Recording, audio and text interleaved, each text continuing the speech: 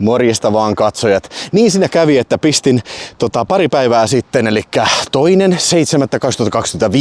tämän Jurassic Yeti Remix-videon sitten tänne Videospace-kanavalle. Ja sehän oli semmonen yhdistelmän video näistä mun Jurassic World paskasaavi-videoista. Ja uhosin siinä sitten, kun pistin sen siihen linjoille, että saakeli sentään, että jos tämä video saa 2000 katsojaa perjantaihin mennessä, niin meitsi menee katsomaan tämän uuden Jurassic World-videon elokuvan sitten elokuvateattereihin. Ja niinhän siinä kuule kävi sitten, että 2K heilahti siitä ja näinhän se pitää olla sanojen mittainen mies ja mennä sitten elokuvateattereihin. Ja nyt on käyty katsomassa Jurassic World Rebirth sitten ja tässähän tulee meitsin mielipiteitä sitten kyseisestä elokuvasta sitten. Joo, eli tää on tämän vuoden elokuva, ensi-ilta-elokuva ja tän on ohjannut se äijä kuin Gareth Edwards, eli sama jätkä, mikä on muun muassa 2014 vuoden Godzilla-elokuvan takana sitten. Ja tän on käsikirjoittanut se David Coeb, joka on muun muassa semmoisen mestariteoksen käsikirjoittanut kuin Tom Cruisen mummy ja onhan siellä sitten Maailmojen sota, se Spielbergin versio ja sitten mitä kaikkea Angels ja Demons ja näin, mutta siis semmonen hyvin tyypillinen mainstream mies sitten on tässä. Elokuvassa näyttelee Scarlett Johansson ja joukko muuta tyyppejä, mikä nyt ei välttämättä ollut meikäläiset kauhean tuttuja sitten kuitenkaan, että Scarlett Johansson on ainoa tämmönen castista, joka sitten soittaa meikäläisen kelloja jollain tasolla. Elokuvahan kertoo siitä, kun tää Scarlett Johansson, joka on semmonen joku tämmönen, en mä tiedä, ex-marine, joku tämmönen kova armeija chikki, joka on sitten vähän niinku ruvennut yksityisyrittäjäksi sitten ja vähän niinku tämmönen palkkasoturi sitten ja sitten tämmönen lääkefirman pamppu pestaa sitten tämän Scarlett Johanssonin sitten tämmöiseen hommaan, että nyt perhana pitäisi mennä sinne semmoistelle dinosaurussaarelle sitten ja sieltä pitäisi sitten hakea tämmöistä dinosaurusten DNAta, koska tätä tarvitaan jostain syystä sitten tämmöiseen sydäntautitutkimukseen, että se saattaa pidentää sitten ihmisten elinikää tai jotain. Ja tätä tarkoitusta varten tarvitsee 3 helvetin ison dinosauruksen DNAta. Eli no sitten lähtee tämä semmonen tämän Scarlett Johanssonin mukaan tietysti lähtee tää lääketehtaan mies ja sitten lähtee semmonen dinosaurustutkijamies, koska jotenkin tosi ontuvasti selitetään se, että niin kun ilman tätä jätkää niin ei tunnisteta näitä dinosauruksia. Sure, whatever. Sitten Scarlett Johansson palkkaa sitten vanhan tämmöisen armeijakaverinsa myös sitten kuskaan tätä venettä tälle huippusalaiselle saarelle sitten ja näin. Sitten siihen mutkia tulee vähän matkaan. Tässä on tämmönen meksikolainen perhe, joka haaksi rikkoutuu siinä. Mä en niinku tajua, onko tää juttu, että niinku purjeveneellä yritetään mennä Atlantin yli. Kai se voi olla. Mä en tiedä hevon helvettiäkään purjeveneilystä sitten. Mutta tää perhe oli lähtenyt sitten ylittämään Atlanttia ja kukaan ei ollut varmaan kertonut niille sitä, että se on se päivän tasainen alue, missä näitä vedenalaisia dinoja saattaa liikkua. Niin ne sitten vetää kumoon tämän perheen veneen siinä. Ja sitten tietysti tää Scarlett Johanssonin porukka menee pelastamaan ne ja ottaa ne mukaan tänne saarelle huimaan dinosaurusseikkailuun sitten. Sitten mä en oikein voinut käsittää sitä, että okei, tässä tää juoni on. Ne menee paikasta toiseen, etsii näitä dinoja. Sitten niillä on semmonen pyssy, mistä lähtee semmonen jonkin sortin veripumppu, mikä niinku menee dinoon kiinni. Ja sitten siitä lähtee semmonen raketti, että se veri lentää niinku ylös ilmaa siellä putkilossa ja sitä kautta ne niinku saa. Mennäänpäs tästä, että saakeli monen tuuli tässä, että ne saa sen veren siitä sitten talteen. No siinä mennään sitten paikasta toiseen, etsitään dinoja, vesidino löytyykin heti sitä rannalta ja sitten ollaan menossa etsiä sitä maadinoa ja sitten ilmadinoa. Ja tietysti jossain vaiheessa nämä porukkuiden tiet erkanee ja tää perhe lähtee erilleen siitä sitten omaan dinosaurusseikkailuunsa. Joo, tässä siis oikeesti, siis mä niinku mietin siinä, kun tää elokuva niinku oikeesti niinku alkoi. Niinku, siis tässä meni varmaan 3 varttia tähän pohjustukseen. Ja kaikki selittää, niinku, käytännössä selittää kameraan kaikkea. Niinku, hei, minä haluan tehdä sitä. Minä teen sitä, koska minulla on sitä ja sitä. okei, siinä menee vittu 3 varttia näin. Ja sit kun se niinku periaatteessa se seikkailu alkaa, niin sitten mä en niinku voinut uskoa sitä, että okei, tässä tää on. Tää on sitä, että ne etsii näitä vitun dinosauruksia, ne saa tätä vitun DNAta. Sitten niinku, on varmaan pyörät tiellä. Niin, mennään tästä pois. Niin. Joo, siinä se oikeastaan on. Ja siis, okei, siis hahmot on ihan vitun tyhjiä. Ihan vittu siis tää on kaikki nähty niin monta kertaa tää. Tää tulee mieleen niinku toi Jurassic Park 3 tästä monellakin tasolla, että siinä kanssa tultiin saarelle ja yritettiin niinku mennä paikasta A paikkaan B ja selviytyä siinä sitten niin joo vittu. Tää leffahan mä unohdin selittää sen, mutta niinku tää oli tää alkukohtaus sitten, missä näytettiin 17 vuotta aikaisemmin sitten, että siinä oli se joukko tiedemiehiä, joka teki sitten niinku, mä menin pois tästä tieltä, että ne pyörätiellä, niin kato, sillä saarella tehtiin semmosia DNA-kokeita. Ja ne kehitteli siellä dinosauruksia, koska tavalliset ihmiset olivat jo kyllästyneet perusdinosauruksiin. Ne oli kehitellyt geneettisesti vielä hurjempia dinosauruksia. Oli syntynyt sitten kaikista pahin tämmönen D-Rex. Sitten tää D-Rex on justiin, se on semmonen, jumalauta, kerrostalon kokoinen, ton kokoinen jättiläisdino. Se on niinku T-Rex, mutta helvetin isompi. Ja siis sillä on semmonen miksi se on vasarapää, talttapää. Vasarapää semmonen, vähän alienin näköinen. Joo.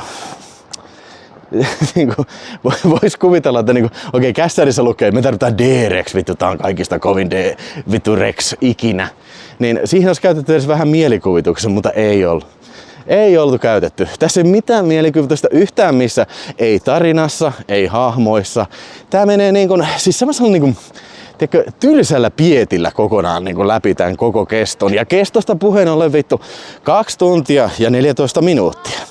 En katsonut nyt sit, koska alkoi lopputekstit, mutta kyllä mä sen vittu voin todistaa teille katsojat, että monta kertaa oli sillä lailla, että mä olin okei, hei, hohoi ja tää kestää ja kestää. Mä katsoin monta kertaa kelloa. Tää ei niinku vetänyt missään vaiheessa mua niinku messiin. Ja siis se on sikäli niinku kummallista, kun tässä on kuitenkin tosi paljon niinku tämmöstä niinku toimintaa, varsinkin siellä loppupäässä. Mutta kun se ongelma on siinä, ja aikaisemminkin on sitä valittanut, siis se kun se ei mitään niinku kiintoa näihin niinku tapahtumiin eikä hahmoihin. Ja sit kun sulla ei niinku mitään sellaista niinku build-upia, niinku, sitä ei niinku rakenneta sitä jännitystä. Mitä Spielberg osaa hyvin tehdä ensimmäisessä elokuvassa? Kohtauksia rakennetaan ja sit siinä on niinku payoffi. Mä oon tätä aikaisemminkin sanonut. Mä toistan itteeni, mä tiedän. Mutta tässä oli mun mielestä yksi hyvä kohtaus, missä oli niinku vähän tämmöistä rakennettiin jännitystä ja sitten tuli payoffi. Ja se oli se kohtaus, missä on mukana dinosaurus ja T-Rexi. Siinä oli sellainen kohtaus, että niinku tää tyttö, meksikolaisperheen tyttö, tää Teresa, kun sen nimi oli, niin menee sellaista venettä hakeensa tästä jostain kontista ja pikkuhiljaa alkaa huomaan, että kaikki, joka ei olekaan kunnossa tässä kontin lähettyvillä, ja sitten huomataan, että saakeli, siellä on tämmöinen T-Rexi pötköttelemässä, vetelemässä sikeitä ja se yrittää mahdollisimman hiljaa mennä sitä ohi. Ja sitten, no, saatte itse katsoa, jos haluatte nyt katsoa, niin mitä siellä tapahtuu. Mutta se oli semmoinen kohtaus, missä mä aidosti niin ajattelin, että okei, tähän on vähän nähty vaiva. Tähän on vähän panostettu. Tässä niin kuin luodaan tämmöistä niin kuin tunnelmaa ja sitten se lähtee. Okei, tämmöisiä lisää. En mä tiedä. Mun mielestä mä en sano mitään samanlaista touchia niin kuin mihinkään muuhun näihin lukuisista action-kohtauksista. Se on varsinkin ongelma siinä, että tää loppu on mun mielestä niin kuin ihan pannukakku. Tässä oli pari niin kuin homagea sitten, voisiko niin sanoa, siis tohon niin kuin ensimmäiseen Jurassic Parkiin sitten. Niin. Ei mitään semmoista niin kuin, tiedätkö, niin alleviivaa kuin esimerkiksi Karate Kidissä, mikä oli ihan sikapaskaa. Ei mitään semmoista ollut tässä. Tää oli niinku aika niinku semmonen hajuton ja mauton elokuva, niinku ihan suoraan sanottu. Scarlett Johansson on ihan hyvä näyttelijä tällä ja varmaan ne kaikki muutkin, mutta ei tää elokuva oikein anna mitään niinku semmoista niinku kamalasti niinku kiinnostavaa tekemistä kenellekään tai mitään kiinnostavaa niinku repliikkiä. Ei mitään kiinnostavaa niinku backstorya. Ja siis tää on ihan fine. tiedätkö, mä voin jopa sen sanoa, jos mietitään tätä semmosena niin kuin RKO 40-luvun niin näinä viidakko-seikkailuelokuvina, niissä on hyvin paperinohut juoni siinä, että joku porukka lähtee viidakkoon ja okei, täällä on dinosauruksia ja näin. Joo, sellaisena siis B-elokuvana tää on varmaan ihan fine, jos sä tykkäät katsoa niin erilaisia tämmöisiä dinosaurusvinjettejä, niin erilaisia kohtauksia, missä dinosaurukset tekee jotain ja ihmiset niin on toissijaisia siinä ja yrittää vaan selvitä. Niin mä yritin katsella sitä sellaisena, mutta niin ongelma tässä on sitten tää pituus. Ja tää tuntuu pitkältä. Tää todellakin tuntuu helvetin pitkältä. Mä sen sanoin jo aikaisemminkin. Sanoin sen vielä kerran. Mä painotan tätä asiaa kyllä. Ja sitten tässä oli vähän tämmöistä politikointia, koska tää oli tää meksikolaisperhe siinä sitten, niin totta kai se piti sivaltaa sitten, että älä se sano se sille, niin se oli ärsyttävä se Xavier, semmonen tosi slacker äijä niinku. Ja siis kukaan näistä hahmoista ei niinku kasva mitenkään niinku, tiedätkö, miten yleensä niinku jollain hahmolla, niinku sekin on ongelma tässä. Nyt joo, tulee mieleen tässä, että siis semmonen niinku vähän hahmon niinku semmonen niinku payoffi siinä, että sä oot ensin tämmönen, sulla on niinku joku luonneongelma, mutta sä pystyt voittamaan sen jossain kohtauksessa. Kyllä tässä vähän oli yritetty tehdä semmoista, mutta ei se mun mielestä kyllä niinku kauhean hyvin tullut esille eikä toiminut kyllä. Ja mä en saanut mitään niinku tämmöstä niinku periaatteessa niinku nautintoa kenenkään näistä hahmoja NS-kasvuhommasta, kasvutarinasta. Ei mitään semmoista kyllä. Ei. Niin, se poliittinen konteksti tässä, että se isä sanoi sille Xavierille, mikä oli sen tyttären poikaystävä, että älä pidä itseäsi huonompana, että koska muut pitävät tai jotain tämmöistä. Ja sitten mua nauratti siinä, että meniköhän se multa ohi. Mutta mun mielestä ne ei kyllä sanonut toisilleen sitä, että joo hei mennään sinne kylään ja tavoitaan siellä.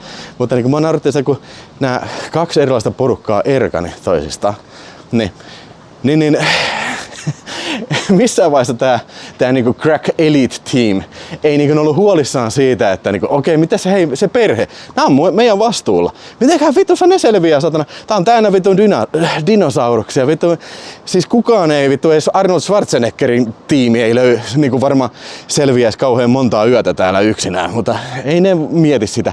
Että kenties tässä oli tämmönen hienovarainen myös poliittinen konteksti, poliittinen niinku sanoma siinä, että joo ei valkoisia amerikkalaisia ei kiinnosta meksikolaiset. Tai siitä mä ajattelen vähän ehkä liian syvällisesti tämmöstä niin pliisua ja tasaista elokuvaa kuin tämäkin oli sitten. Sanotaan nyt positiivisiakin sitten, ettei pelkkää paskaa. Mä aina yritän jotain positiivista keksiä. Efektit on sinänsä ihan hyviä, että ainoastaan muutama kohtaus pisti silmään siinä. Se, mikä jäi mieleen, niin silmiin pistävänä oli se, kun siellä oli semmoinen kohtaus, missä ne kiipeilee semmoista vesiputousvuorta. Niin se näytti kyllä niin studiolla kuvatulle kyllä. Mutta toisaalta taas sitten, mä veikkaisin, että suuri osa tästä oli kyllä kuvattu jossain studiolla, niin tää ei näyttänyt sillain silmiin pistävän niin kuin kökölle koko aikaa. Että täytyy antaa siitä propsit. Ja muutenkin siis nämä dinosaurus CGI, niin kyllä ne aika hyvin tehtyjä. Siis nykyään saadaan kyllä kohtalaisen vakuuttavia dinoja tehtyjä tällä ihan niin kuin, mä vähän vaikea, että tässä ei ollut mitään edes animatroneksia käytetty. Siinä oli se semmonen typerä idea sekin. Siinä oli semmonen varmaan killejä varten tarkoitettu semmonen vauvadino sitten, mikä lyöttäytyy sen tytön, sen meksikolaisperheen tytön niinku hoteisiin sitten. Mä katsoin oikein sitä, että okei, toi on aika vakuuttavan näköinen. Siis mä uskoisin, että toi on oikeesti niin kuin tässä kuvassa mukana tää dino, mitä se ei varmastikaan ollut. Niin siitä propsit, mutta muuten siis tosi tyhmä juttu, että niin kuin, tää oli semmoinen niin ihan hyvin pärjännyt ilmakin. Siis se täytyy sanoa, vaikka mä haukuin sitä alkupuoliskoa, niin mä olin iloinen siitä, että jes, onko kerrankin Jurassic Park-elokuva, jossa ei ole kiluja. No ei ollut. Kyllä siihen kilu saatiin siinä sitten about vähän reilun puolen tunnin jälkeen sitten siinä, että jaaha, oli sillä. Ja okei, toki korjatkaa, jos on väärässä ja näin. Mutta mun laskujen mukaan tässä elokuvassa niin kaikista Jurassic Park-elokuvista vasta 7, niin tässä oli toinen kerta, kun dinosaurus kuoli ihmisen suoran toiminnan seurauksena. Ja siinä oli semmoinen kohtaus, kun Scarlett Johansson ampuu useita kertoja pistoolilla dinosaurusta ja sieltä oikein vuotaa verta. En mä suosittele tätä elokuvaa, en sitten missään tasolla. Siis tää oli sitä just ajan ja rahahaaskuuta kyllä. Että niin kun, oliko tää paskin? No ei. Verrattuna Karate Kidiin, niin vittu tää on Stanley Kubrick-tason mestariteos kyllä. Ei siinä mitään. Mutta se ei todellakaan paljon sanottu.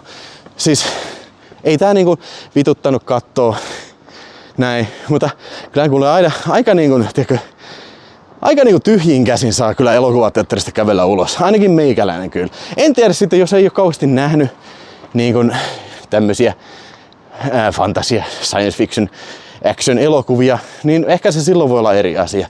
Tai muuten vaan on ihan sikavannoutunut Jurassic Park-fani, niin kenties silloin asia on ihan erilainen.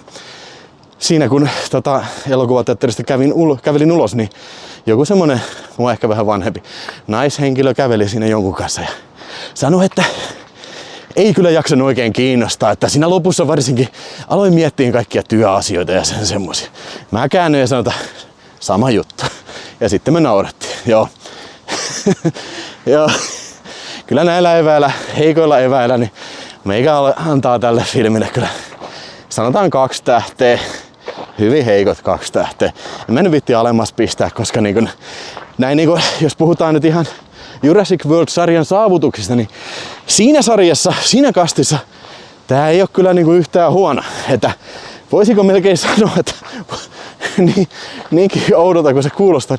Voisiko tää periaatteessa sanoa, ihan jos näin vilpittömästi mietitään elokuvallisia ansioita, kai tää saattaa ehkä jopa olla paras Jurassic World-elokuva. Mutta tässä kohtaa tahdon todellakin painottaa sitä. Tämä ei ole paljon sanottu. Ei missään nimessä kyllä. Jep.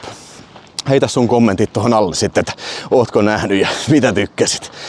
Kiitos, että jaksoit katsella ja seuraaviin videoihin nyt sitten loppuu Jurassic-hölinät sitten.